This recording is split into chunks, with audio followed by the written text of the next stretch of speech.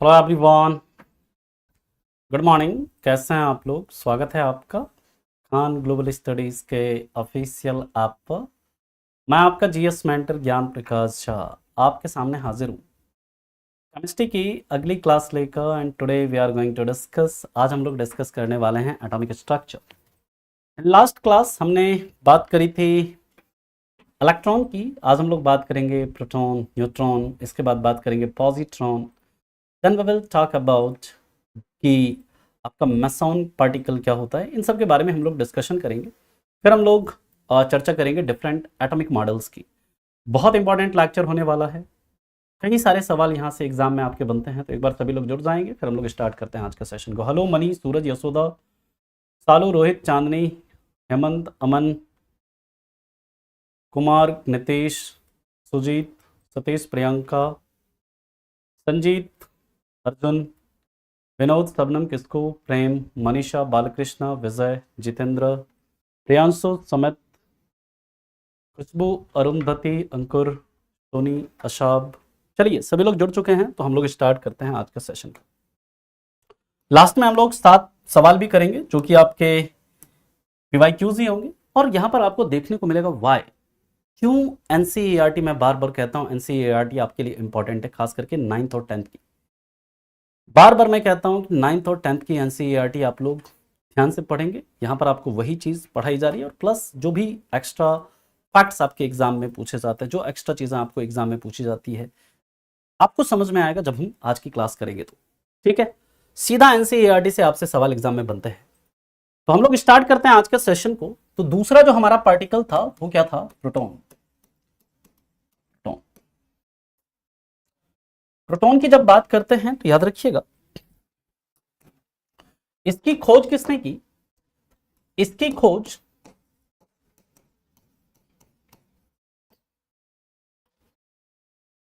Goldstein ने 1886 में की। याद रखिएगा, गोल्डस्टीन जो थे उन्होंने एक एक्सपेरिमेंट किया, जिस एक्सपेरिमेंट का नाम था canal ray experiment. Canal ray experiment नाम बस याद रखिएगा, कैनाल रे एक्सपेरिमेंट, या फिर इसी को हम लोग बोलते हैं एनोड रे कैनाल एक्सपेरिमेंट। कैनाल रे नहीं, कैनाल एक्सपेरिमेंट, या फिर इसी को हम लोग बोलते हैं एनोड रे एक्सपेरिमेंट कहते हैं। बस नाम याद रखना है एक्सपेरिमेंट का। पूछा जा सकता है आपसे कि गोल्डस्टीन ने प्रोटॉन के खोज के लिए कौन सा एक्सपेरिमेंट किया था, तो याद रखिएगा एनोड किरण एक्सपेरिमेंट, या फिर इसी को कैनाल प्रयोग भी कहते हैं। कैनाल प्रयोग, कैनाल प्रयोग, या फिर इसी को एनोड किरण प्रयोग भी कहते हैं। बस नाम आप याद रखो इसका, एनोड किरण प्रयोग भी कहते हैं। और इस प्रयोग से इन्होंने पता लगाया किसका? इन्होंने कहा कि देखिए, एटम के अंदर क्या होता है ना, कुछ धनावेशित हिस्सा होता है। एटम के अंदर क्या होता है? कुछ धनावेशित हिस्सा होता है, पॉजिटिवली चार्ज्ड पार्ट होता है। नाम उसे उन्होंने नहीं दिया, कहा कि एटम के अंदर कुछ धनावेशित कण भी होते हैं। ठीक है, कुछ पॉजिटिवली चार्ज्ड पार्टिकल भी होते हैं, कुछ धनावेशित कण भी होते हैं, बस इन्होंने इतना कहा, नाम इन्होंने नहीं दिया। ये नाम कब दिया गया? तो याद रखिएगा, ये नाम किसने दिया? तो याद रखिएगा, प्रोटॉन शब्द किसने? रदरफोर्ड ने दिया। प्रोटॉन शब्द किसने दिया? रदरफोर्ड ने दिया। इसे P प्लस से डिनोट किया जाता है, यानी निरूपित किया जाता है। इसे P प्लस से डिनोट किया जाता है। और याद रखेंगे, इसके ऊपर जो चार्ज होता है ना, चार्ज यानी जो इसके ऊपर आवेश होता है, आवेश, वो आवेश कितना होता है इसके ऊपर? इसके ऊपर आवेश होता है, पॉजिटिव चार्ज होता है। यानी पहले आप लिख लीजिए, इसके ऊपर पॉजिटिव चार्ज होता है, इस पर धनावेश होता है। धनावेश यानी कि पॉजिटिव चार्ज होता है, पॉजिटिव चार्ज होता है, यानी कि इस पर क्या होता है? धनावेश होता है। फटाफट से लिखिए, फिर चलते हैं इसके आगे।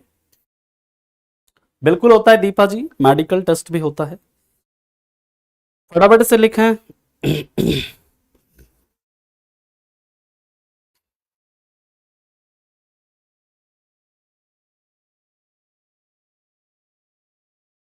फटाफट से लिखिए।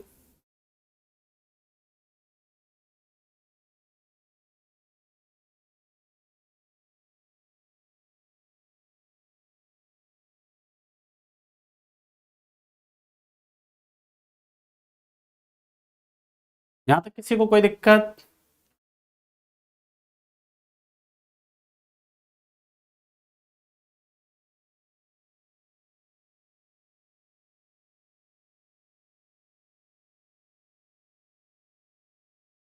देखिए यहां से आपसे सवाल जो बनेगा, कैसे सवाल बनता है हम लोग उसे डिस्कस करेंगे अभी, है ना। यहां से कैसे सवाल बनता है उससे अभी हम लोग डिस्कस करेंगे, ठीक है।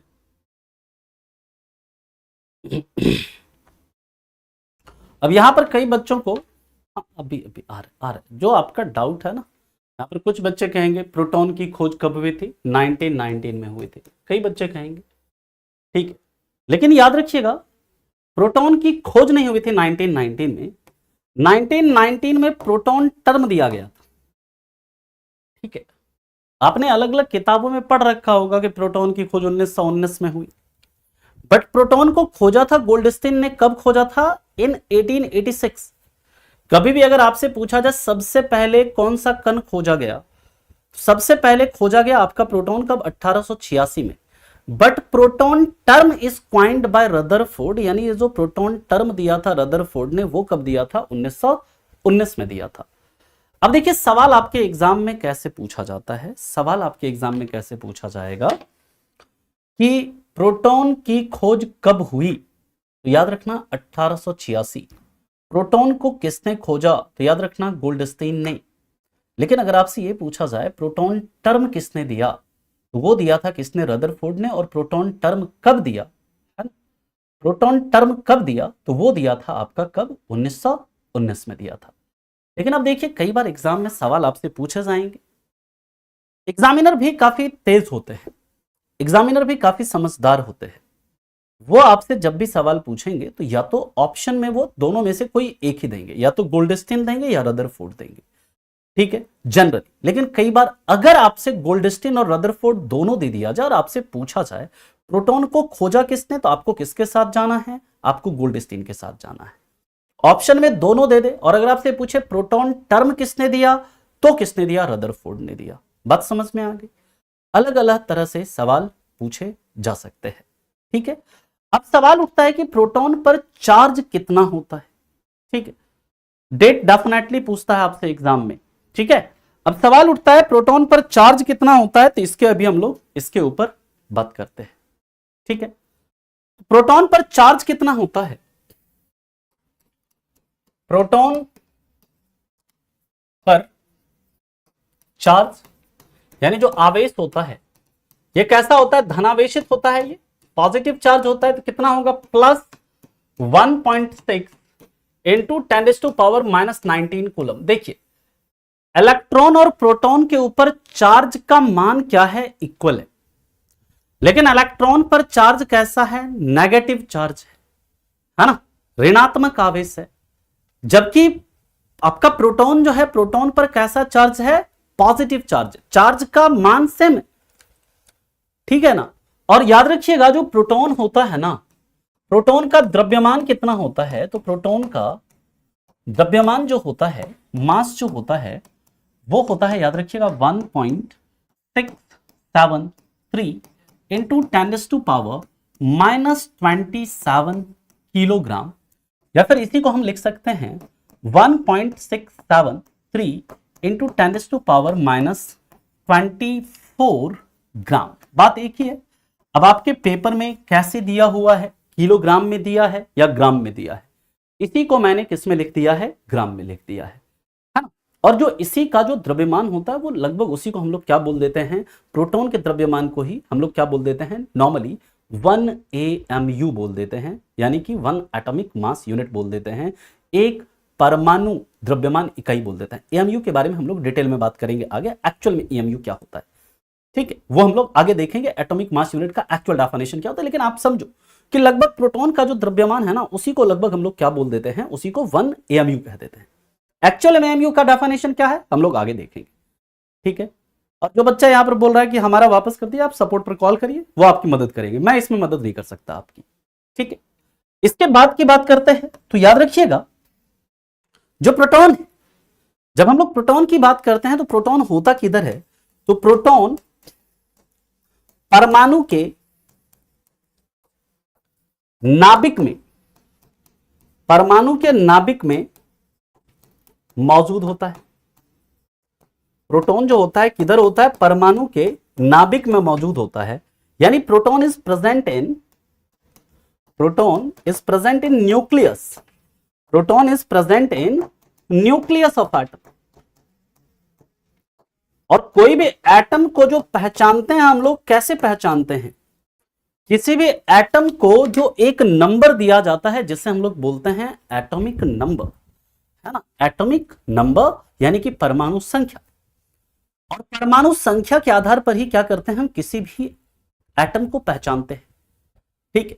और परमाणु संख्या का मतलब क्या होता है, परमाणु संख्या का मतलब जो होता है, अरे इतना एग्जैक्ट आपको नहीं लिखना है, इसको 1.6726 लिख दूं, जब भी 5 से ज्यादा रहता है तो उससे हम एक नंबर ज्यादा ले लेते हैं। आपको एग्जैक्ट इतना डिटेल में लिखना है तो आप लिख सकते हो 1.6726, इतना डिटेल में नहीं, आपको बस 1.67 भी याद रखेंगे चलेगा, ठीक है। अब एक बच्चा है बोल रहा है सर प्रोटॉन की खोज रदरफोर्ड ने की है। भाई साहब इतना पूरा डिटेल में मैंने बताया कि प्रोटॉन को खोजा जो एज ए पॉजिटिव चार्ज धनावेशित कण के रूप में गोल्डस्टीन ने खोजा 1886 में। उन्होंने कैनाल एक्सपेरिमेंट किया या एनोड किरण एक्सपेरिमेंट किया, और उसके तहत उन्होंने बताया कि जो कोई भी एटम है उसके अंदर धनावेशित कण होता है। उन्होंने प्रोटॉन टर्म यूज नहीं किया उसके लिए, प्रोटॉन टर्म का प्रयोग किया है किसने, रदरफोर्ड ने किया है। कब, इन 1919। एक एक चीज को पूरा डिटेल में बताया है अभी आपको। अब हम लोग बात करते हैं इसके बाद, तो ये जो होता है ना, किसी भी परमाणु की जो परमाणु संख्या जो होती है किसी भी एटम की, वो उसके नाभिक में मौजूद प्रोटॉन की संख्या ही होती है ना। प्रोटॉनों की संख्या को ही हम लोग क्या बोल देते हैं, उसका परमाणु संख्या बोल देते हैं। बात समझ में आ गई, क्लियर है पॉइंट। अब चलते हैं इसके आगे। अब इसके आगे हम लोग बात करेंगे न्यूट्रॉन की। न्यूट्रॉन क्या होता है उसके ऊपर हम लोग चलते हैं, ठीक है।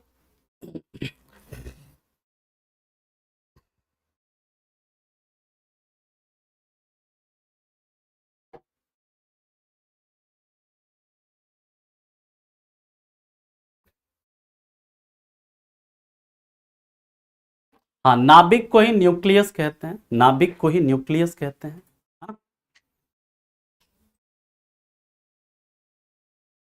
हाँ, प्रोटॉन प्लस न्यूट्रॉन जो होता है दैट इज मास नंबर। अरे नाभिक जो होता है, कोई भी एटम होता है उसके बीच में क्या होता है, जो उसका एक तरह से कोर कह लीजिए, वो होता है न्यूक्लियस। अभी एटॉमिक मॉडल जब पढ़ेंगे वहां पर नाभिक के बारे में बताएंगे क्या होता है ना। वहां पर अभी नाभिक के बारे में डिटेल में बताएंगे कि नाभिक को किसने खोजा, नाभिक में क्या रहता है क्या नहीं रहता है, वो एटॉमिक मॉडल्स में अभी हम लोग देखेंगे।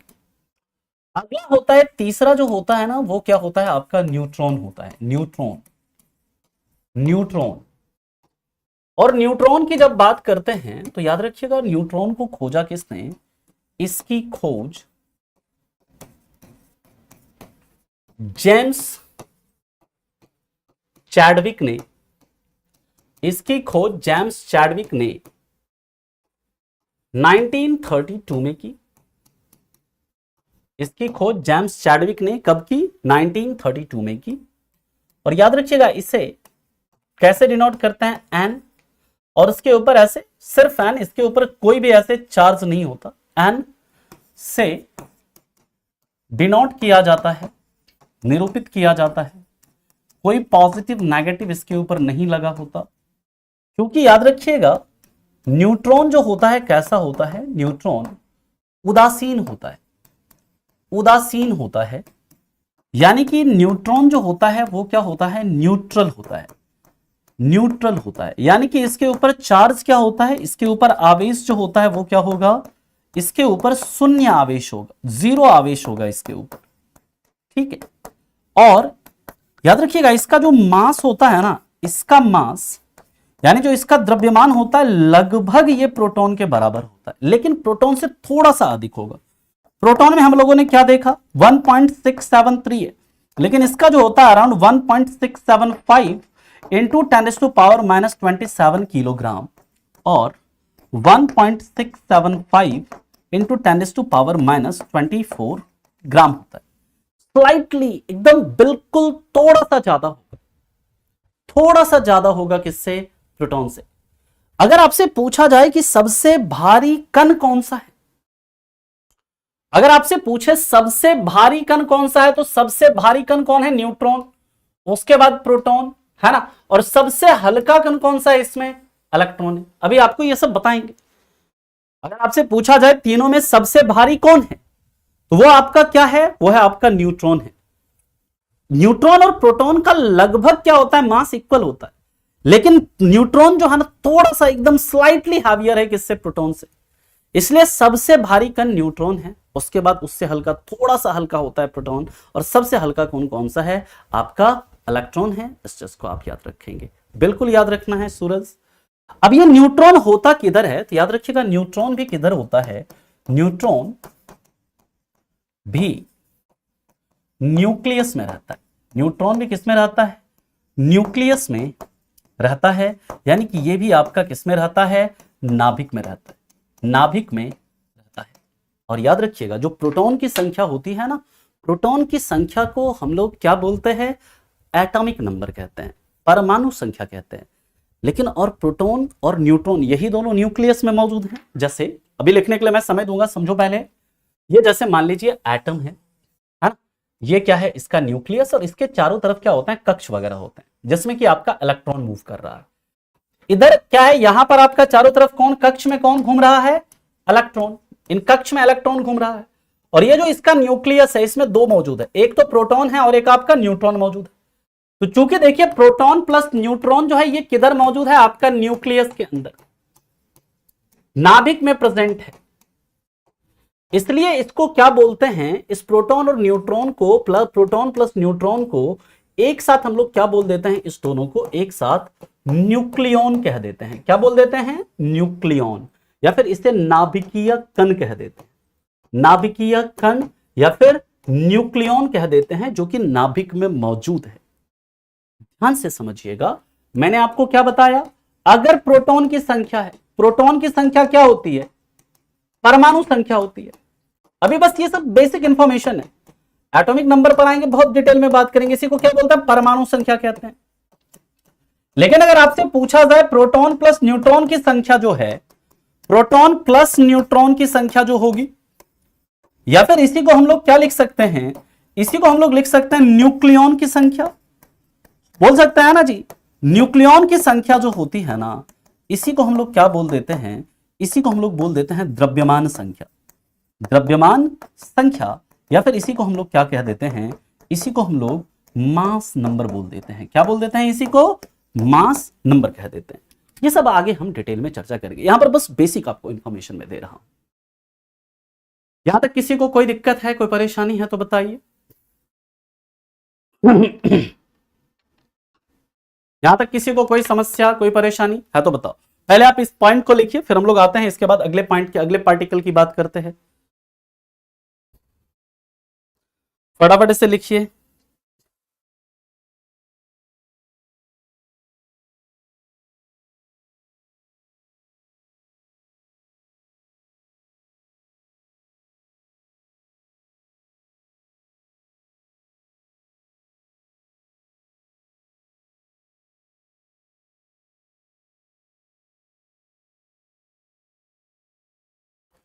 क्लियर है यहां तक?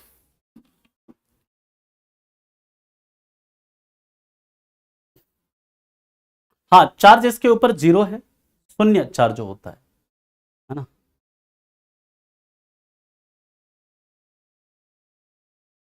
गोल्डस्टीन ने बाबू बताया कि परमाणु के अंदर धनावेशित कण होता है, यानी कि प्रोटॉन के बारे में सबसे पहले जो पॉजिटिव चार्ज के बारे में बताया, धनावेशित कण के बारे में बताया, गोल्डस्टीन ने बताया by canal ray experiment, by anode ray experiment. लेकिन उस धनावेशित भाग के लिए जो प्रोटॉन शब्द का प्रयोग किया वो किया रदरफोर्ड ने, कब? 1919 में, है ना। यहां पर मैंने बताया ये जैसे एटम है, एटम के अंदर एक न्यूक्लियस है और इसके चारों तरफ क्या होता है? कक्ष होते हैं। इन कक्ष में इलेक्ट्रॉन क्या करते हैं? रिवॉल्व करते हैं, चक्कर लगाते हैं। और इस प्रोटॉन की ये जो न्यूक्लियस है ना, इस न्यूक्लियस के अंदर प्रोटॉन और न्यूट्रॉन बैठा रहता है। प्रोटॉन की संख्या जो होती है इस न्यूक्लियस के अंदर, उसी से हम किसी एटम का एटॉमिक नंबर बताते हैं। किसी भी न्यूक्लियस में किसी भी परमाणु है कोई भी, उसके नाभिक में अगर एक प्रोटॉन है तो कहेंगे इसकी प्रोटॉन, इसका जो एटॉमिक नंबर है 1 है। अगर किसी में 2 है तो बोलेंगे एटॉमिक नंबर 2 है। कहेंगे किसी में अगर प्रोटॉन की संख्या 5 है, कहेंगे कि इसका परमाणु संख्या 5 है। और प्रोटॉन और न्यूट्रॉन की संख्या को अगर आप जोड़ दीजिए, यानी कि न्यूक्लियस में प्रोटॉन होता है और न्यूट्रॉन भी होता है, प्रोटॉन की संख्या को हम लोग क्या बोलते हैं? परमाणु संख्या बोलते हैं। जो प्रोटॉन और न्यूट्रॉन इस दोनों की संख्या को अगर जोड़ दीजिए तो उसको क्या बोलते हैं? उसका द्रव्यमान संख्या बोलते हैं।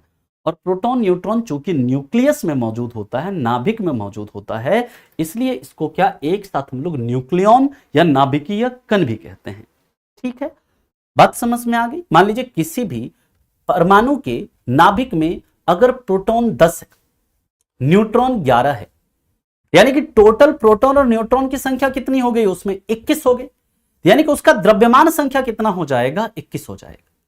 अब मान लीजिए कोई एटम है, उसके नाभिक में 5 न्यूट्रॉन है और 5 प्रोटॉन है, उसका द्रव्यमान, उसका जो एटॉमिक नंबर क्या हो जाएगा? जो प्रोटॉन की संख्या 5 है, एटॉमिक नंबर 5 हो जाएगा। और उसका द्रव्यमान संख्या क्या हो जाएगा? प्रोटॉन और न्यूट्रॉन की संख्या को जोड़ देंगे, 5 न्यूट्रॉन 5 प्रोटॉन, तो यानी कि उसका मास नंबर कितना? 10 हो जाएगा। सिंपल सी बात है,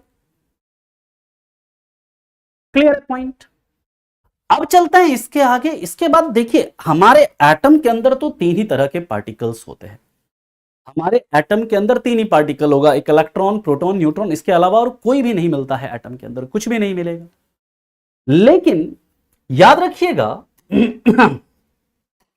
ध्यान से समझिएगा, जो एक कण होता है और जिसे हम लोग क्या कहते हैं? एक कण होता है जिसे हम लोग कहते हैं पॉजिट्रॉन। ये एटम के अंदर नहीं मिलता है, लेकिन ये पॉजिट्रॉन होता क्या है इसे आप समझो। पॉजिट्रॉन, पॉजिट्रॉन जो होता है ना, याद रखिएगा सबसे पहले कि इसकी खोज जेम्स एंडरसन ने 1932 में की। इसकी खोज जेम्स एंडरसन ने कब की? 1932 में की। ठीक है, लगभग बराबर होता है विवेक जी, लगभग इक्वल होता है। अब देखिए यहां पर जब हम बात करते हैं ये क्या होता है, तो याद रखिएगा ये इलेक्ट्रॉन का एंटी पार्टिकल होता है। एंटी पार्टिकल क्या होता है? इसको हिंदी में बोलते हैं प्रतिकण होता है। समझना, इसको डिनोट कैसे करते हैं? तो याद रखिएगा इसे E+ ऐसे डिनोट करते हैं। E इसके ऊपर प्लस, E पॉजिटिव से डिनोट करते हैं या निरूपित करते हैं। यानी कि देखिए ध्यान से मेरी बात को सुनिएगा, इसका सारा लक्षण जो है इसका इलेक्ट्रॉन का ऐसा ही होगा, हर गुण इसका इलेक्ट्रॉन का ऐसा ही होगा। लेकिन इलेक्ट्रॉन पर चार्ज कैसा है? नेगेटिव है। और इसके ऊपर चार्ज कैसा होता है? पॉजिटिव चार्ज होता है। याद रखिएगा इसके ऊपर जो चार्ज होता है वो कैसा होता है? इलेक्ट्रॉन के ऊपर नेगेटिव चार्ज होगा। लेकिन पॉजिट्रॉन जो है सब कुछ इसका इलेक्ट्रॉन का ऐसा होगा, हर कुछ इलेक्ट्रॉन का ऐसा। लेकिन इसके ऊपर चार्ज जो होगा वो कैसा होगा? पॉजिटिव होगा। जितना इलेक्ट्रॉन के ऊपर है उतना ही चार्ज होगा। लेकिन इलेक्ट्रॉन पर नेगेटिव चार्ज होता है, इसके ऊपर कैसा चार्ज होता है? पॉजिटिव चार्ज होता है। यानी कि इसका जो चार्ज है वो चार्ज इसके ऊपर क्या होगा? आवेश। इसके ऊपर जो आवेश है वो क्या होता है? +1.6 × 10⁻⁻19 कूलम्ब होता है। अब मैं अगर आपसे पूछूं कि क्या, ये बताइए, अभी लिखने के लिए मैं समय दूंगा, आपसे मैं ये पूछूं कि क्या बताओ पॉजिट्रॉन और प्रोटॉन दोनों बराबर है क्या? तो क्या हम पॉजिट्रॉन बराबर प्रोटॉन लिख सकते हैं? बताइए, क्या पॉजिट्रॉन और प्रोटॉन एक ही है अगर मैं आपसे पूछूं तो? पॉजिट्रॉन और प्रोटॉन क्या एक ही है? काफी बच्चे बोल रहे हैं यहां पर यस, काफी बच्चे बोल रहे हैं नो। तो देखिए, अब हम अगर इसके, मैंने क्या कहा, इसका सारा गुण जो होता है कैसा होता है? इलेक्ट्रॉन कैसा होता है, बस इसके ऊपर चार्ज जो होगा वो कैसा होगा? पॉजिटिव होगा। तो इसका मास कितना होगा बताइए? इसका मास तो इलेक्ट्रॉन के बराबर ही होगा, यानी कि इसका मास जो होगा क्या होगा? 9.1 इंटू 10⁻⁻31 kg या फिर 9.1 इंटू 10⁻28 ग्राम। अब आप बताओ, क्या पॉजिट्रॉन और प्रोटॉन सेम है? अब आप बताइए, क्या पॉजिट्रॉन और प्रोटॉन सेम है? नहीं, क्योंकि पॉजिट्रॉन का मास अलग है, प्रोटॉन का मास क्या है? अलग है। दोनों के मास में अंतर है। हां, यह हम जरूर कह सकते हैं कि पॉजिट्रॉन का चार्ज, पॉजिट्रॉन का आवेश तथा प्रोटॉन का आवेश सेम है। प्रोटॉन का आवेश क्या है? समान है और एक ही जैसा है, दोनों के ऊपर पॉजिटिव चार्ज ही है। लेकिन पॉजिट्रॉन का द्रव्यमान और इलेक्ट्रॉन का द्रव्यमान सेम है ना? पॉजिट्रॉन का द्रव्यमान तथा इलेक्ट्रॉन का द्रव्यमान सेम है।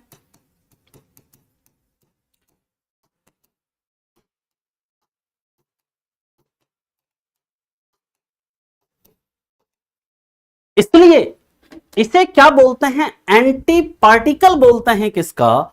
इलेक्ट्रॉन का प्रतिकन कहते हैं। कभी भी अगर आपसे पूछा जाए इसमें से इलेक्ट्रॉन का एंटी पार्टिकल यानी प्रतिकन कौन है, तो वो है आपका, यानी कि सब कुछ इसका इलेक्ट्रॉन के जैसा ही है, हर चीज आपका इलेक्ट्रॉन के जैसा है, बट इलेक्ट्रॉन पर नेगेटिव चार्ज है और इसके ऊपर कैसा? पॉजिटिव चार्ज है। बस इतना ही अंतर है पॉजिट्रॉन और किसके बीच में? इलेक्ट्रॉन के बीच में। आपको मतलब आप क्या कहते हैं, सोचेंगे ये रहता कहां पे? ये हमारे एटम में रहता है। याद रखिएगा, नहीं, एटम में ये नहीं पाया जाता, हमारे एटमॉस्फेयर में मिलता होगा। ठीक है, बात समझ में आ गई? ये एटम के अंदर नहीं मिलता है, इस चीज को आप याद रखेंगे। क्लियर है यहां तक? किसी को कोई दिक्कत? अब एक होता है पार्टिकल जिसे हम लोग कहते हैं न्यूट्रिनो। न्यूट्रिनो, न्यूट्रिनो क्या होता है उसको हम लोग डिस्कस करते हैं। पहले यहां तक किसी को कोई दिक्कत है तो बताइए।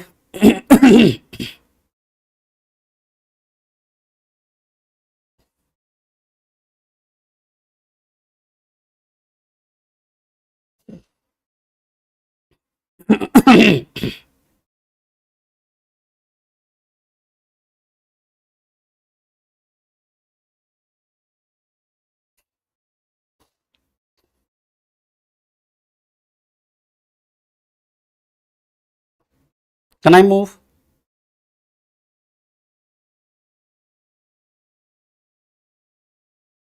ठीक,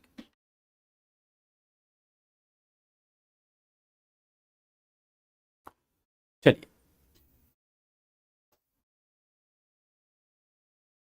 हाँ, बिल्कुल खत्म कर देंगे एक दूसरे को।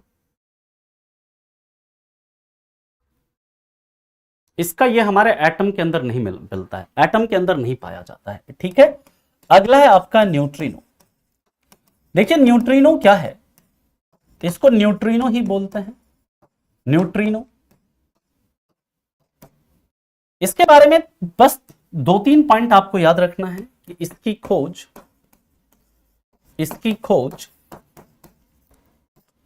पॉली ने, पॉली है ना, पॉली बोलते हैं, पॉली ने 1930 में की। इसे डिनोट करते हैं कैसे? N0 और 0 ऐसे से निरूपित करते हैं, से डिनोट करते हैं।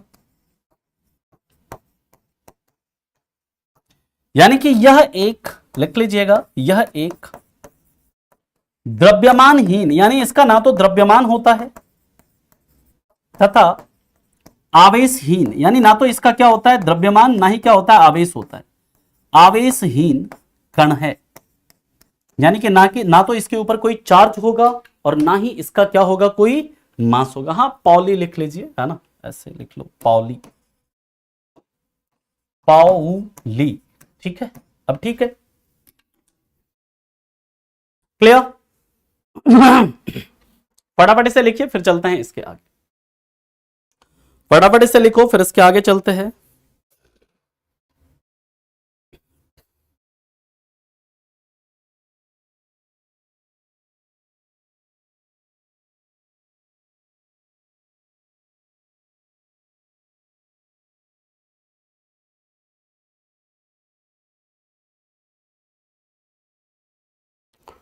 Can I move?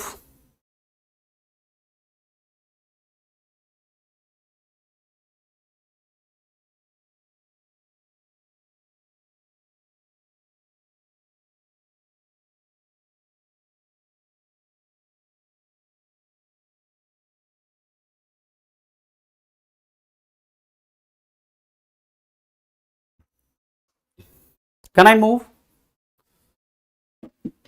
न्यूट्रिनो से क्वेश्चन पूछेगा सबसे पहला तो इसको किसने खोजा है ना, कब खोजा है, और दूसरा पूछेगा कि इसमें से कौन सा एक मासलेस एंड चार्जलेस क्वांटिटी मतलब पार्टिकल है, यानी कि इसमें से कौन सा एक द्रव्यमानहीन और आवेशहीन कण है। या फिर आपसे पूछा जाएगा न्यूट्रॉनो के ऊपर चार्ज कितना होता है, न्यूट्रिनो के ऊपर मास न्यूट्रिनो का कितना होता है, यह सब आपसे पूछेंगे। ठीक है, बात समझ में आ गई? चलिए अब इसके आगे चलते हैं। एक पार्टिकल होता है, कुछ पॉइंट्स लिख लीजिएगा। एक होता है, बस ये पॉइंट लिखना है आपको और कुछ नहीं लिखना है इसमें, मैसॉन पार्टिकल की खोज, मैसॉन पार्टिकल की खोज यूकावा ने, ये जापान के एक वैज्ञानिक थे यूकावा ने 1935 में की। इसके बारे में खैर बाकी ज्यादा डिटेल में 1947 में कुछ वैज्ञानिकों ने बताया था, है, बट आपको वो याद नहीं रखना, आपको बस ये याद रखना है कि मैसॉन पार्टिकल को किसने खोजा था, यूकावा ने खोजा था। कब? 1935 में खोजा था। इसके बारे में डिटेल में बात करी थी किसने, वो करी थी अन्य वैज्ञानिकों ने, कब? 1947 में। बस उसके बारे में याद नहीं रखना है आपने। इसके बाद याद रखना है एक God particle, God particle, God particle की खोज किसने की? गॉड पार्टिकल की खोज हिग्स बोसॉन ने की। किसने की? पीटर हिग्स, पीटर हिग्स ने की, हिग्स बोसॉन ने, पीटर हिग्स, पीटर हिग्स ने की, है ना। और इसी को गॉड पार्टिकल को ही कई बार क्या कहा जाता है, इसी को हिग्स बोसॉन कण भी कहते हैं, हिग्स बोसॉन कण भी कहते हैं, याद रखिएगा, इसी के नाम पर रखा गया। बट इसको बस इतना ही याद रखना कि गॉड पार्टिकल को किसने खोजा, तो गॉड पार्टिकल को किसने खोजा? पीटर हिग्स ने खोजा, है ना। अब इसके बाद की बात करते हैं। अगर आपसे पूछा जाए कि मास किसका सबसे ज्यादा है, मास यानी द्रव्यमान की अगर बात करें, द्रव्यमान की बात करते हैं तो द्रव्यमान सबसे ज्यादा किसका है? न्यूट्रॉन का, न्यूट्रॉन का द्रव्यमान सबसे ज्यादा है। इसके बाद उससे थोड़ा कम द्रव्यमान किसका है? प्रोटॉन का है। और उससे थोड़ा कम द्रव्यमान किसका है, मतलब उससे काफी कम द्रव्यमान किसका है? इलेक्ट्रॉन का है। और आपको पता है कि जो प्रोटॉन का द्रव्यमान, अगला पॉइंट लिख लीजिएगा, प्रोटॉन का द्रव्यमान इलेक्ट्रॉन के द्रव्यमान का, इलेक्ट्रॉन के द्रव्यमान का कितना गुना होता है? इलेक्ट्रॉन के द्रव्यमान का 1837 गुना होता है, 1837 गुना। इलेक्ट्रॉन का द्रव्यमान, प्रोटॉन का द्रव्यमान इलेक्ट्रॉन के द्रव्यमान का कितना गुना होता है? 1837 गुना होता है। एक्चुअली देखिए, इसको पीटर हिग्स ने और साथ में इनके क्या थे? एसन बोस थे। इन दोनों ने मिलकर के, यानी सत्येंद्रनाथ बोस, इन दोनों ने मिलकर के इसके बारे में डिटेल में बात की, ठीक ना। इसलिए इसे हिग्स बोसॉन पार्टिकल भी कहते हैं, है ना, हिग्स बोसॉन पार्टिकल। लेकिन जो इसको खोजने का जो मुख्य श्रेय जाता है ना, वो किसको जाता है? पीटर हिग्स को जाता है, पीटर हिग्स को जाता है। ठीक है, बात समझ में आ गई? क्लियर है यहां तक? चलिए इसके बाद की बात करते हैं हम लोग। नेक्स्ट पॉइंट पर चलते हैं।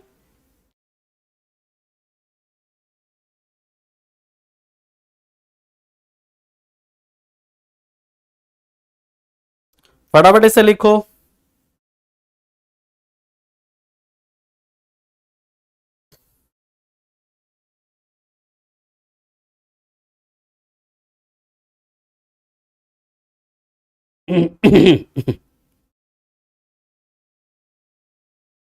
लिख लिया यहां तक?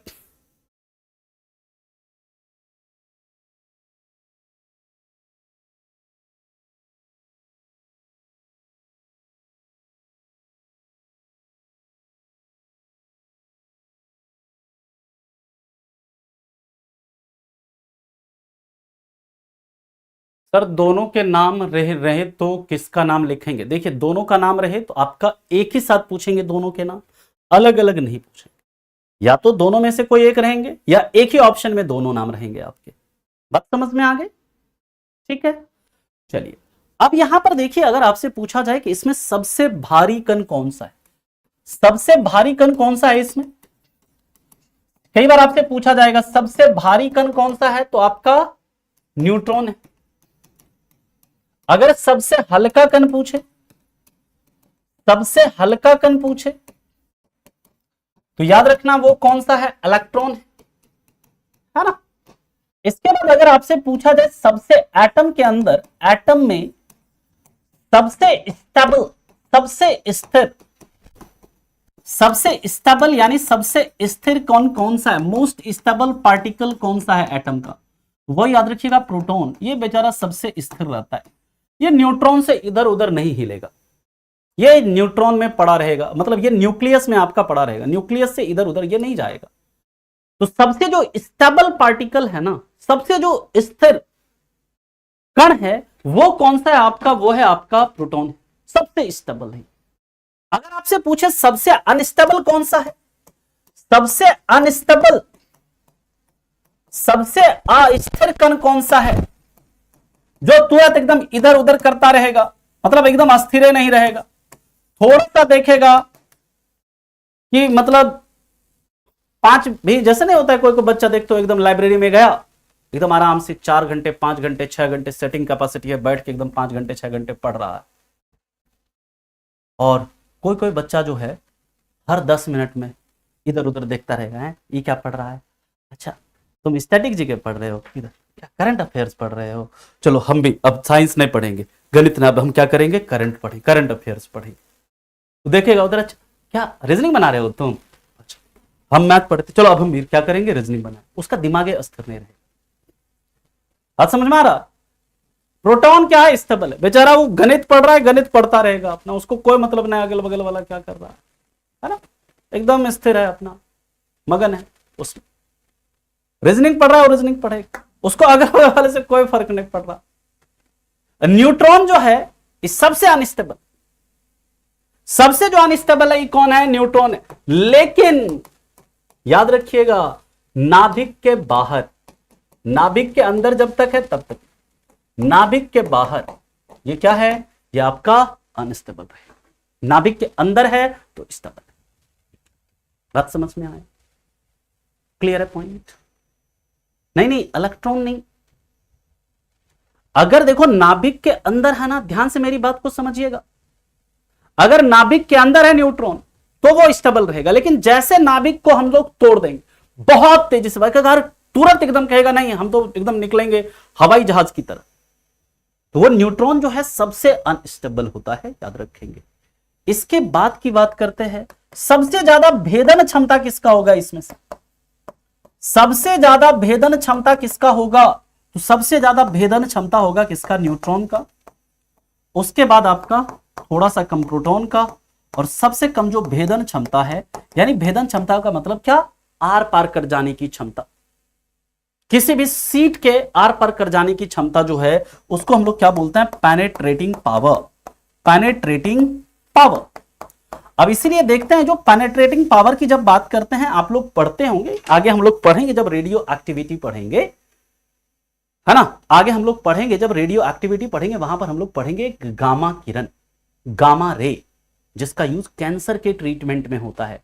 गामा रे पर कोई चार्ज नहीं है, गामा रे पर कोई आवेश नहीं होता, इसलिए गामा रे जो होता है ना, वो क्या होता है, उसका सबसे ज्यादा क्या होता है, पेनेट्रेटिंग पावर होता है। सबसे ज्यादा क्या होती है, भेदन क्षमता होती है। और यही कारण है कि कैंसर के इलाज में हम लोग किसका यूज करते हैं, गामा रे का यूज करते हैं, जिसको हम लोग कीमोथेरेपी नहीं बल्कि उसको रेडियोथेरेपी बोलते हैं, है ना, रेडियोथेरेपी कहते हैं।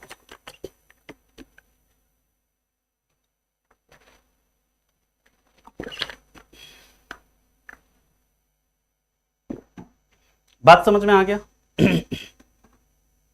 यहां तक किसी को कोई दिक्कत, कोई परेशानी?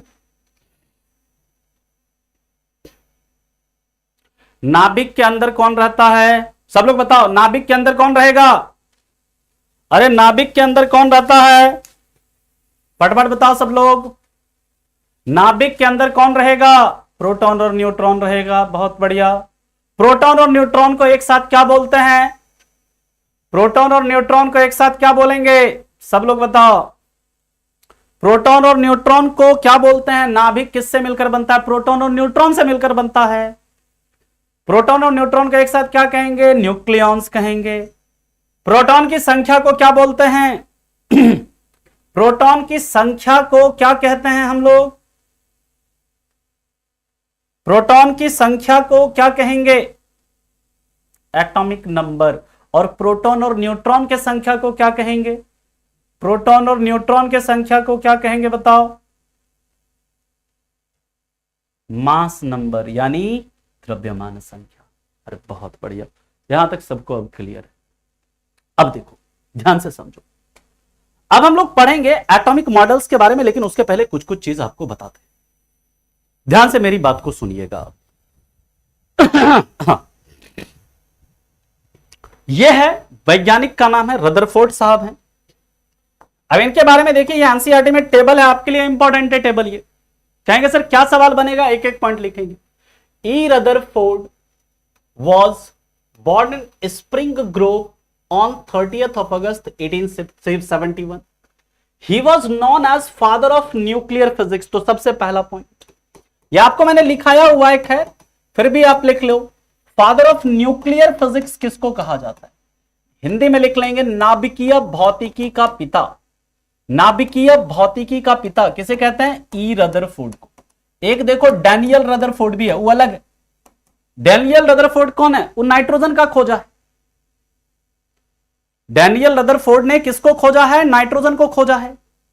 ये ई रदरफोर्ड है, अर्नेस्ट रदरफोर्ड है, और इनको क्या कहा जाता है? नाभिकीय भौतिकी का पिता कहते हैं। नाभिकीय भौतिकी का पिता, ठीक है।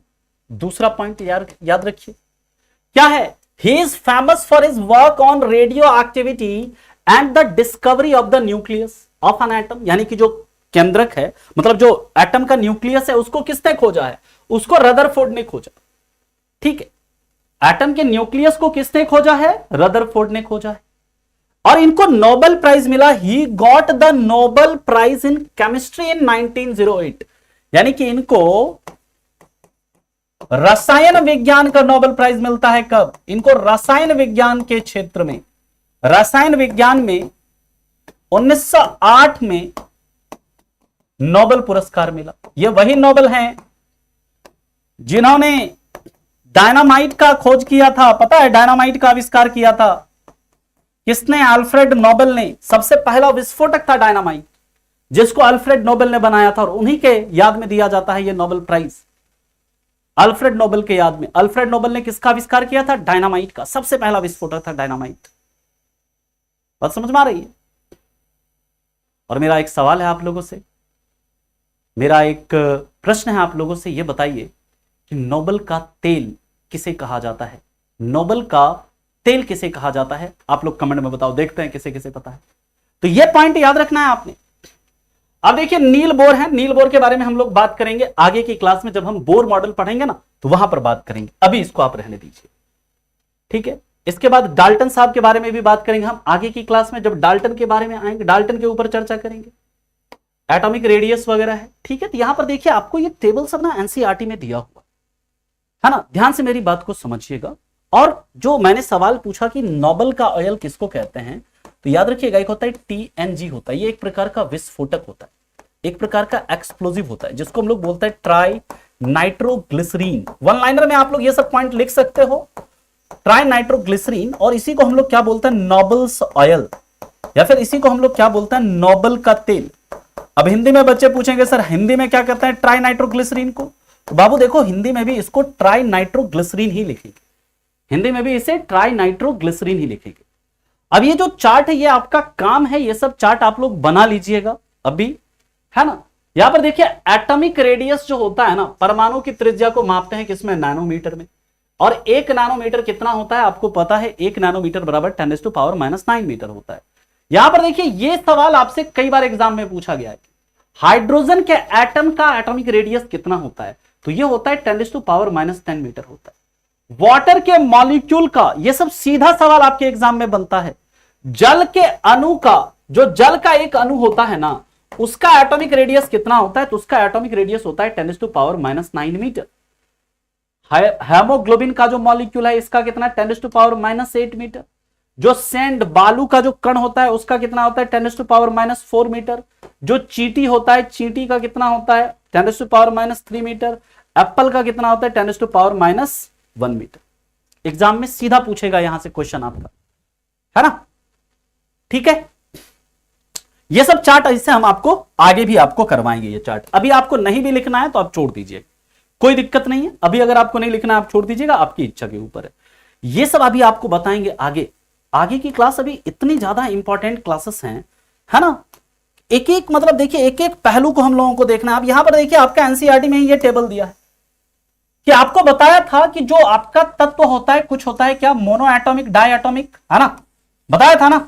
यहां पर देखिए आपका दिया गया है, पूछता है सीधा आपके सवाल में, सवाल दिखाएंगे अभी आपको, रेलवे ने पूछा आर्गन क्या है, एक परमाणविक है, हिंदी में लिख लीजिएगा। हीलियम भी आपका एक परमाणविक है। ऐसे जितने भी इनर्ट गैसेस होंगे, जितने भी अक्रिय गैसेस होंगे, वो क्या होंगे, एक परमाणविक होंगे। ऑक्सीजन द्विपरमाणविक है, आपका हाइड्रोजन द्विपरमाणविक है, नाइट्रोजन द्विपरमाणविक है, क्लोरीन द्विपरमाणविक है यानी डाया एटॉमिक है। फॉस्फोरस टेट्रा एटॉमिक है, यानी फॉस्फोरस जो होता है ना, इसको ऐसे डिनोट करते हैं P4। सल्फर जो होता है पॉली एटॉमिक होता है, यानी कि सल्फर को जनरली हम लोग डिनोट ऐसे S8 से करते हैं, पॉली एटॉमिक। आपसे पूछा जाता है इसमें कौन सा डाया एटॉमिक, कौन सा मोनो एटॉमिक, कौन सा टेट्रा एटॉमिक, कौन सा पॉली एटॉमिक, और बस इतना ही याद रखना जितना यहां पर लिखा हो। अरे क्वेश्चन डीपली आता है तभी मैं आपको करवा रहा हूं। यह पीडीएफ में रहेगा, पढ़ा हुआ रहेगा। इस चार्ट को आप लोग बना लीजिएगा। टेट्रा का मतलब 4 होता है बाबू, टेट्रा का मतलब 3 नहीं है। टेट्रा का 3 मतलब होता है ट्राई एटॉमिक, है ना, ट्राई एटॉमिक होता है 3 का मतलब। यहां पर क्या है, टेट्रा एटॉमिक है, टेट्रा एटॉमिक यानी P4, सल्फर पॉली एटॉमिक यानी S8। और ये चार्ट हर एक बच्चा लिख लेगा बुक में, कॉपी में। सवाल कैसे पूछता है अभी आपको दिखाएंगे, और सिर्फ इतना ही याद रखना, इससे ज्यादा याद रखने की जरूरत नहीं है। आप लिख लोगे सब लोग, हाँ या नहीं बोलो। और सब आपका EIU PSC नाम वगैरह सब याद करवा देंगे, सब करवा देंगे, है ना। एटॉमिसिटी भी बताएंगे शिव कुमार जी, एटॉमिसिटी भी बताएंगे आपको, है ना। एटॉमिसिटी का मतलब वही कि एटॉमिसिटी का मतलब होता है ना, कोई भी कितने जो मॉलिक्यूल बनाता है, एटॉमिसिटी का मतलब होता है किसी भी एटम के मॉलिक्यूल्स में कितने एटम प्रेजेंट है ना, उसी को एटॉमिसिटी बोलते हैं। परमाणुविकता, हिंदी में परमाणुविकता बोलते हैं, परमाणुविकता बोलते हैं। क्या उलझोल हो गया इसके बर्मन, बताओ थोड़ा सा, क्या उलझोल हुआ है।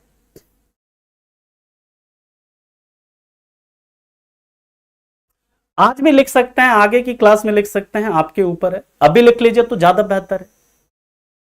पॉली का मतलब बहु, पॉली का मतलब होता है बहुआण्विक कण बोल सकते हैं इसको, बहुआण्विक। पॉली का मतलब बहुआण्विक। सर अम्लराज और अम्लों का राजा क्या होता है? अंकित जी जब हम लोग पढ़ेंगे एसिड बेस सॉल्ट, वहां पर बताएंगे अम्लराज क्या होता है, अम्लों का राजा क्या होता है। सल्फर का अम्ल किसको कहते हैं? जो H2SO4 है ना, उसको बोलते हैं अम्लों का राजा, रसायनों का राजा, जो सल्फ्यूरिक एसिड है उसको। और एक होता है HCl और HNO3, HCl और HNO3 यानी कि हाइड्रोक्लोरिक अम्ल और नाइट्रिक अम्ल। इसको जब 3:1 में मिलाते हैं ना, जिसको बोलते हैं अम्लराज। इसमें कुछ धातुएं जो है ना डिसॉल्व हो जाती है, जैसे सोना हो गया, प्लेटिनम हो गया, चांदी भी क्या होता है कुछ हद तक क्या हो जाता है, इसमें डिसॉल्व हो जाता है ना। क्वेश्चन भी है, बिल्कुल क्वेश्चन है। इसको आपको लिखना है, देखो यहां पर है ना, मैं आपको बोल देता हूं, जैसे argon, helium, oxygen, hydrogen, nitrogen, chlorine, phosphorus, sulphur, ये तो ऐसे ही लिखना है आपको, हिंदी में भी यही होगा। मोनो एटॉमिक को हिंदी में लिख लेना, मोनो एटॉमिक का मैं हिंदी लिख देता हूं।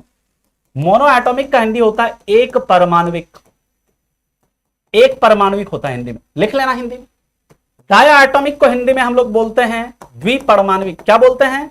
द्विपरमाणुविक, द्विपरमाणुविक। और तीसरा होता है आपका टेट्रा एटॉमिक, टेट्रा एटॉमिक को हम लोग हिंदी में बोलते हैं चतुर्परमाणुविक, चतु परमाणुविक, है ना। और इसको बहुपरमाणुविक बोलते हैं, पॉली एटॉमिक को बहुपरमाणुविक। आपको एनसीईआरटी का मैं आपको दिखा देता हूं, एक सेकंड। Poly atomic, बहुपरमाणुविक। अभी क्वेश्चन भी कराएंगे लास्ट में, अभी कर रहे हैं क्वेश्चन। यहां तक बात समझ में आ गई सभी को? पीवाईक्यू होगा, डेफिनेटली होगा, लिख लोगे आप लोग इसे। अगर नहीं लिख पाओगे, देखो मैं एनसीईआरटी में दिखा देता हूं, आप लोग यहां से लिख लेना। रुक जाओ, रुक जाओ एक मिनट। मैं एनसीईआरटी में आप लोगों को मैंने बोला था कि आप लोग एनसीईआरटी पढ़ो, लेकिन पढ़ा नहीं ना किसी ने। सही से बताना, सही से बताना, पढ़े थे कि नहीं?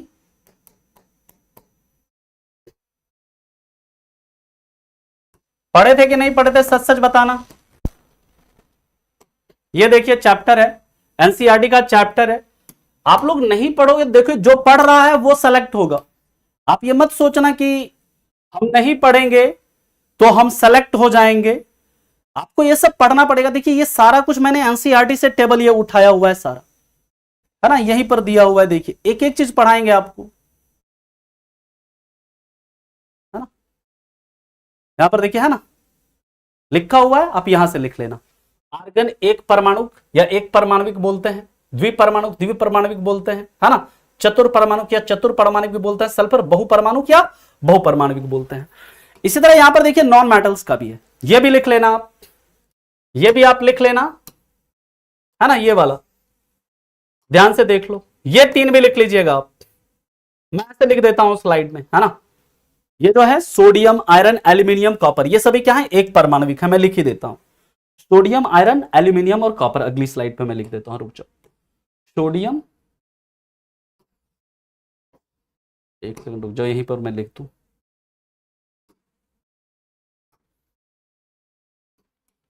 सोडियम, एल्यूमिनियम, यहीं से सवाल बनेगा आपका। तांबा यानी कॉपर, ठीक है। सोडियम, एल्यूमिनियम यानी तांबा यानी कॉपर, और आपका आयरन, है ना, आयरन यानी लोहा। ये सभी क्या हैं? ये सभी आपके मोनो एटॉमिक, मोनो एटॉमिक यानी क्या है? एक परमाणुविक, एक परमाणुविक। टेट्रा मतलब 3 नहीं होता है बाबू, 4 होता है गौतम, है ना, 4 होता है। और वो जो टेबल था पिछला वाला, वो क्या थे? नॉन मेटल थे। और ये क्या है? ये आपके मेटल्स हैं, ये आपके क्या है? ये सभी धातु हैं। ये सब अभी हम आगे पढ़ेंगे, ठीक है ना।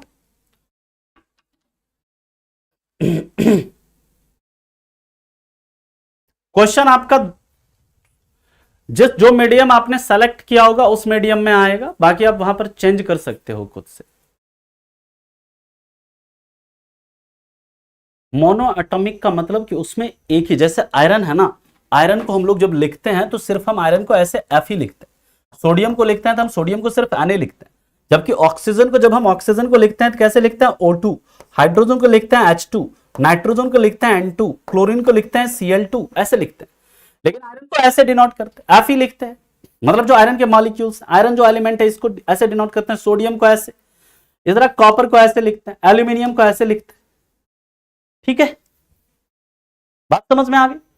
पॉली एटॉमिक का मतलब उसमें सल्फर जो होता है ना, सल्फर के अंदर कई सारे कंपाउंड, सल्फर के अंदर ऐसे एस, कई सारे एटम्स होते हैं सल्फर के अंदर। एस को ऐसे, सल्फर को ऐसे S8 से डिनोट करते हैं। बात समझ में आ गई? किताब का नाम है एनसीईआरटी क्लास 9 का बुक है ये, और उसमें चैप्टर है एटम एंड मॉलिक्यूल्स। मैंने कल भी आपको बताया था, उसके अंदर 2 चैप्टर आप लोगों को पढ़ना है, परमाणु एवं अणु, और एक दूसरा चैप्टर है परमाणु संरचना। ये दोनों चैप्टर क्लास 9 की एनसीईआरटी में अवेलेबल है। आप लोग इसको एक बार खुद से भी पढ़ लीजिएगा। बाकी हम आपको क्लास में पूरा जो एटॉमिक स्ट्रक्चर पढ़ाएंगे यही पढ़ाएंगे आपको। हाँ, साइंस की है, साइंस की। क्वेश्चन डेफिनेटली क्वेश्चन है। अरे सब पहचानने का तरीका बताएंगे इकबाल, अभी मेटल नॉन मेटल पे जाएंगे तब ना, सब पहचानने के लिए बताएंगे। आप लोग क्या चाहते हैं ना कि एक ही दिन में आपको सारा ज्ञान मिल जाए, एक ही दिन में आपको सारा ज्ञान। तो फिर हमें 60 क्लास केमिस्ट्री की करने की क्या आवश्यकता है, जब एक ही दिन में पूरा केमिस्ट्री आप लोग सीख जाएंगे तो। हाँ, अगर एक ही दिन में पूरा केमिस्ट्री आप लोग सीख जाइएगा तो फिर पूरा इतना क्लास लेने का क्या जरूरत है, 60 क्लास लेने का। सब कुछ सिखाएंगे एक एक करके आपको। चलिए अब क्वेश्चन देखिए आप लोग पहला। अभी खैर हमने रदरफोर्ड का परमाणु मॉडल पढ़ा नहीं है, तो इस क्वेश्चन को अभी रहने दो, इस क्वेश्चन को रहने दो। रदरफोर्ड वाला अभी हम लोगों ने पढ़ा नहीं है, तो इस क्वेश्चन को अभी आप रहने दीजिए। दूसरा क्वेश्चन देखिए, अभी पहला वाला क्वेश्चन रहने दो।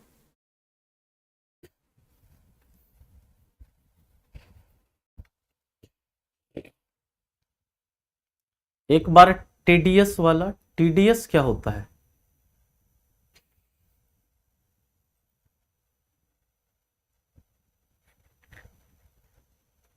बताइए, इस क्वेश्चन को बनाइए। क्या होगा? कह रहा है 1 विलियन के 320 ग्राम विलायक में जल में 40 ग्राम साधारण नमक विलय है, यानी विलियन का आयतन क्या हो जाएगा? बताओ, विलियन का आयतन क्या हो जाएगा? मतलब विलियन का द्रव्यमान, आयतन नहीं, विलियन का द्रव्यमान क्या हो जाएगा? 320 प्लस 40 कितना हो जाएगा? 360 ग्राम। अब क्या पूछ रहा है? मास बाय मास परसेंटेज पूछ रहा है ना, द्रव्यमान प्रतिशत पूछ रहा है। तो मास बाय मास क्या होता है? द्रव्यमान बाय द्रव्यमान परसेंटेज कैसे निकालते हैं? मास ऑफ सॉल्यूट, सॉल्यूट का मास कितना है जी? 40 बटे मास ऑफ सॉल्यूशन, सॉल्यूशन का मास कितना है? 360 गुने कितना? 100%।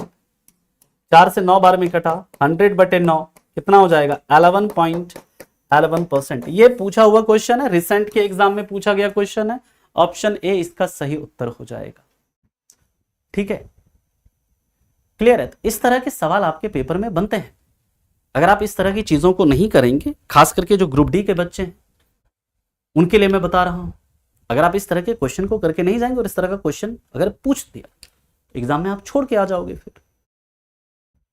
ठीक है ना? और एक भी क्वेश्चन अगर आप छोड़ दें तो समझिए कि एक क्वेश्चन पे सिलेक्शन और रिजेक्शन क्या होता है आपका डिसाइड होता है। ठीक है, कभी आपने सिलेबस अगर आपने देखा होगा, एनसीईआरटी आपने फॉर्म भरा होगा, कभी जाकर के वहां पर आप सिलेबस देखिएगा। सिलेबस में बकायदा लिखा है क्लास 10 तक की एनसीईआरटी से सवाल आपसे बनेंगे, बकायदा लिखा हुआ है वहां पर।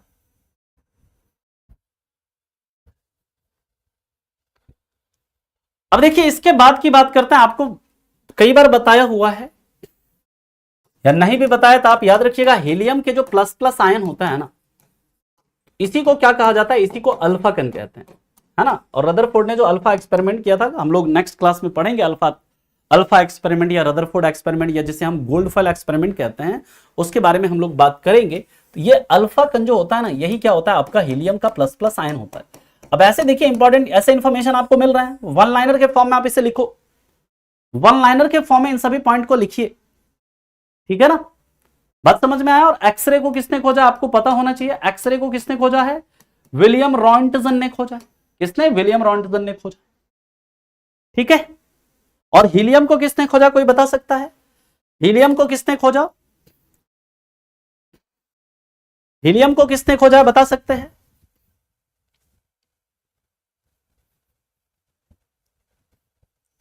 हीलियम को खोजा है लोकेयर ने, कैवेंडिश ने नहीं। कैवेंडिश ने हाइड्रोजन को खोजा था, लोकेयर ने खोजा है किसे? हीलियम को। अब देखिए, ये क्वेश्चन जो है सीधा देखिए एनसीईआरटी के किस टेबल से पूछा आपको मैं दिखा रहा हूं। अभी मैंने बताया ना एनसीईआरटी क्यों इंपॉर्टेंट है। तो ये देखिए, ये टेबल है यहां पर, है ना, ये टेबल देखो, यहां से ये सीधा क्वेश्चन पूछ दिया है इस टेबल से। यहां पर देखिए क्या, एटम ऑफ हाइड्रोजन, इसका रेडियाई दिया है कितना? 10⁻⁻10 मीटर में, और सीधा यहां से क्वेश्चन आपका पूछ दिया रेलवे ने, सीधा यहां से उठाया क्वेश्चन और पूछ दिया क्वेश्चन में क्या, कि दिए गए विकल्पों में सबसे उपयुक्त हाइड्रोजन परमाणु की त्रिज्या का चयन करिए। एनसीईआरटी में साफ साफ लिखा हुआ है आपका। अब एनसीईआरटी अगर आप नहीं पढ़ते हैं, इधर उधर की किताबें आप पढ़ोगे, वहां पर कुछ दिया रहेगा, कहीं पर कुछ दिया रहेगा। ठीक है, तो सही उत्तर क्या होगा इसका? 10⁻⁻10 मीटर। अगला क्वेश्चन देखिए, ये तो खैर आपको पता होगा, बताइए इसका क्या उत्तर होगा, बताइए इसका क्या उत्तर होगा। कह रहा है थॉमसन के परमाणु मॉडल के निम्नलिखित में से कौन सा कथन गलत है? गलत पूछ रहा है। आप देखिए, एटम जो होता है वो क्या होता है ओवरऑल, मैंने कल भी बताया था कि एटम जो होता है वो क्या होता है? न्यूट्रल होता है। परमाणु क्या होता है? उदासीन होता है। हमेशा याद रखना है, एटम जो क्या होता है आपका? न्यूट्रल होता है। तो एटम जो न्यूट्रल होता है ना, तो यहां पर ऋणात्मक और धनात्मक आवेश परिमाण में कह रहा है समान नहीं होते, जबकि ऋणात्मक और धनात्मक आवेश जो होता है परिमाण में समान होता है, इसलिए परमाणु विद्युत उदासीन कह रहा है नहीं होता है। तो ये गलत है, आपसे गलत ही पूछ रहा है। आपसे क्या पूछ रहा है? गलत पूछ रहा है, तो यही आपका क्या हो जाएगा? गलत हो जाएगा, सी नंबर। ठीक है, देख रहे हैं सवाल कैसे बनता है। अगला क्वेश्चन देखिए क्या कह रहा है, किसी परमाणु का परमाणु द्रव्यमान मुख्य रूप से किसकी संख्या से निर्धारित होता है? सवाल देखिए, यही सब सवाल आपके पेपर में, रेलवे के अंदर पूछा गया सवाल है, ऐसे ही सवाल आपके पेपर में भी बनेंगे।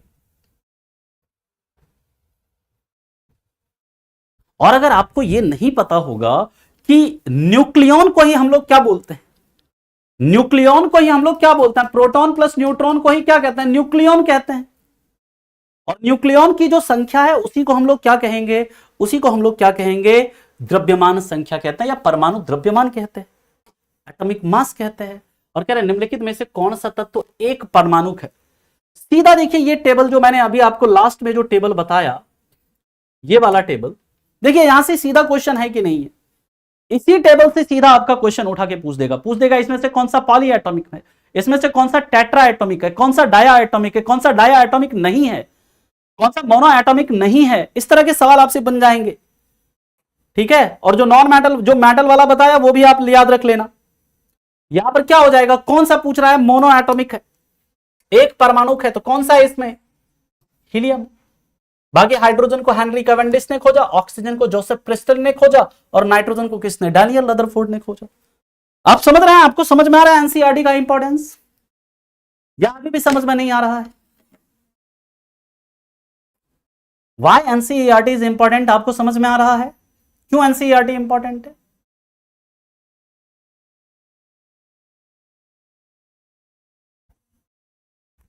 और मेरा आप लोगों से एक प्रश्न है जाते जाते, देखते हैं किसे पता है, हालांकि इस प्रश्न का जवाब आपको मिल जाएगा कल। आप ये बताइए, सबसे पहले तत्वों के लिए सिंबल, सिंबल जो है उसका प्रयोग किसने किया था? एलिमेंट शब्द का प्रयोग तो आपको पता है सबसे पहले किसने किया? रॉबर्ट बॉयल ने किया। लेकिन एलिमेंट को रिप्रेजेंट करने के लिए सिंबल का यूज सबसे पहले किसने किया था? यह सवाल आपसे पूछा जाता है।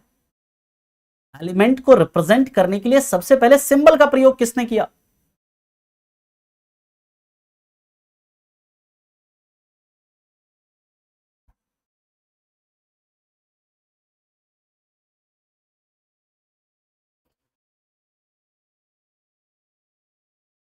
एलिमेंट को रिप्रेजेंट करने के लिए सबसे पहले जो सिंबल का यूज किया था वो किसने किया था? डाल्टन ने किया था। डाल्टन ने। हम लोग देखेंगे क्या सिंबल किसके लिए यूज किया था उन्होंने, इसके ऊपर हम लोग डिस्कशन करेंगे। ठीक है, देखिए कैनाल एक्सपेरिमेंट इंट्रोवर्ट बॉयजी, आपके एग्जाम में नहीं पूछेंगे कैनाल एक्सपेरिमेंट क्या है। कैनाल एक्सपेरिमेंट में एक्चुअली में क्या किया गया था कि मतलब आप देखना अगर चाहते हो ना तो ये देख सकते हैं चित्र में, बट एग्जाम के लिए रेलिवेंट नहीं है, आपसे एग्जाम में नहीं पूछेंगे। बस आपसे ये पूछेंगे कि अगर पूछता तो बताइए, मैं इतना कुछ बता रहा हूं वो भी मैं आपको बता देता, है ना। आपसे ये पूछ सकते हैं कैनाल रे जो है ना वो किसे कहते हैं, या एनोड रे किसे कहते हैं? तो एनोड रे कहते हैं, याद रखिएगा किसको, है ना, एनोड रे कहते हैं किसको? वो कहते हैं हम लोग, इस तरह का एक्सपेरिमेंट हुआ था कुछ जो कि एग्जाम के लिए आपका बिल्कुल भी इंपॉर्टेंट नहीं है, याद रखिएगा। अगर आपको डालना देखना है तो आप इसमें देख सकते हैं, यहां पर क्या किया गया, एक एनोड का ट्यूब लिया गया, उस पर कुछ रे डाला गया है, देखा गया कि वो जो है ना आपका रे को क्या कर ले रहा था, अब्सॉर्ब कर ले रहा था। उससे पता चला कि अच्छा इसमें क्या है, इसमें आपका पॉजिटिव चार्ज है। बट आपको याद रखना है कैनाल रे एक्सपेरिमेंट किसके खोज से संबंधित है? वो प्रोटॉन के खोज से संबंधित है। या एनोड रे एक्सपेरिमेंट किसके खोज से संबंधित है? वो आपका प्रोटॉन की खोज से संबंधित है, बस इतना याद रखिए। ठीक है, सबसे पहले किसने? डाल्टन ने किया। अभी आपको दिखाएंगे भी, कल की क्लास में बताएंगे भी आपको। ठीक है, हाफ फिजिक्स भी मैं ही कराऊंगा ग्रुप डी में, डेफिनेटली मैं ही कराऊंगा। पूछिए क्या क्वेश्चन है। यूजर सतना जी, कौन सा चार्ट लगाने के लिए बोल रहे हो? एक मिनट रुक जाओ। और जितना क्वेश्चन पूछा ना, ग्रुप डी का भी सारा क्वेश्चन आपको क्लास में ही करवाएंगे, आप लोग चिंता मत करिए। ग्रुप डी का भी सारा क्वेश्चन जितना अभी तक पूछा ना, सारा क्लास में करवा देंगे आपको, फिजिक्स केमिस्ट्री का, टेंशन मत लो।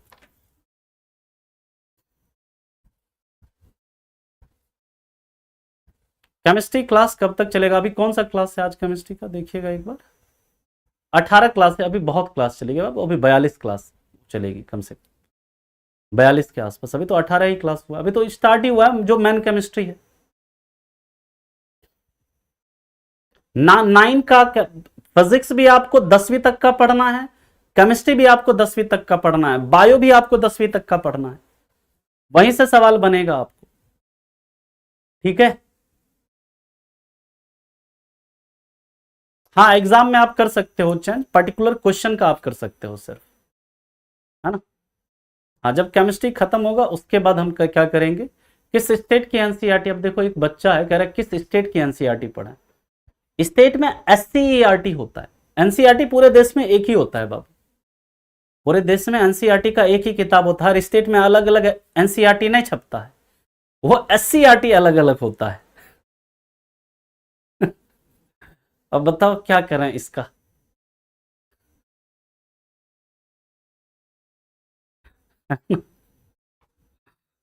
चलो, और कोई डाउट है किसी का?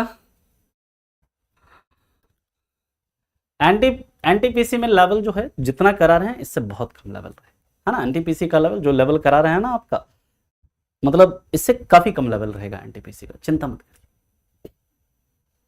ठीक है, हाँ लगभग ये मान लीजिए एनसीईआरटी तो बेस रहेगा ही रंजन जी, सारे सब्जेक्ट में एनसीईआरटी आपका बेस रहेगा, बाकी उसके अलावा भी एक्स्ट्रा इंफॉर्मेशन आपको रहना चाहिए, एनसीईआरटी तो बेस है ही। ठीक है, केमिस्ट्री भी हो जाएगा, नहीं चिंता मत करिए, केमिस्ट्री भी जैसे फिजिक्स के क्वेश्चन आप लोगों से हो जा रहे हैं ना, केमिस्ट्री भी करेंगे, सब बॉन्ड करेंगे, और इतना करेंगे ना कि आप लोग कहेंगे कि बस सर अब रहने दीजिए केमिस्ट्री, इतना करवाएंगे, आप चिंता मत करिए। 200 पेज आपका समझिए कि 150 से 200 पेज आपका मतलब का कॉपी जो है वो खत्म होने वाला है, उससे भी ज्यादा हो सकता है, तो टेंशन मत लीजिए आप, है ना। ग्रुप डी वाले पूछ रहे हैं एनटीपीसी हो जाएगा, डेफिनेटली हो जाएगा एनटीपीसी। एनटीपीसी के एग्जाम में जो साइंस का लेवल रहता है वो आपके एग्जाम के लेवल से कम रहता है, काफी कम रहता है। ठीक है,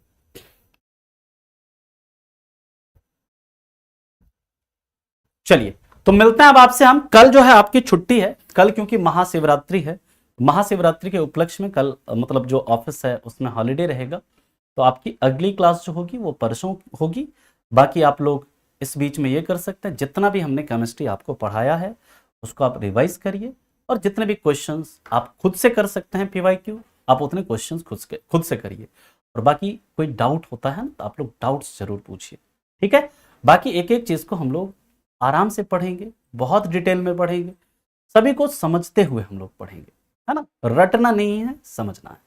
ठीक है, तो चलिए मिलते हैं फिर आपसे आगे की क्लास में इसके आगे के मुद्दों के साथ। उसका देखो सुमित, एनसीईआरटी ही बेस है, एनसीईआरटी को अच्छे से आप पढ़ो, बाकी उसका सिलेबस एक बार देख लीजिए और उसको जाकर के उसके हिसाब से पढ़िए, पीवाई को देख लीजिए, उसके हिसाब से डिस्कस करिए, पढ़िए जाकर के।